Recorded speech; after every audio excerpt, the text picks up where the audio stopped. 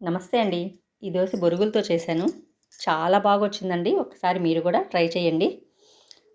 బొరుగులు, సూజీ రవ్వ, పెరుగు, కొంచెం వాటర్ వేసి గ్రైండ్ చేసుకోవాలి.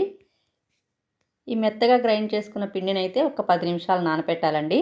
ఈ నానే లోపల మనం వెజిటబుల్స్ కూడా కట్ చేసేసుకోవచ్చు.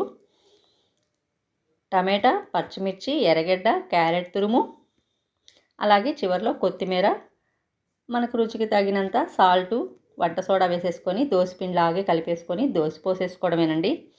ఇవైతే కొలతలతో పాటు ఫుల్ వీడియో అప్లోడ్ చేస్తున్నానండి. ఏది ఎంత వేసుకోవాలి ఏందనేది ఆ వీడియో అయితే ఒకసారి చూసేయండి. మనకు ఉదయాన్నే ఏం టిఫిన్ చేయాలని అర్థం కానప్పుడు కానీ, పిల్లలు వచ్చే టయానికి ఈవినింగ్ స్నాక్ ఐటమ్గా కానీ చాలా బాగుంటుందండి.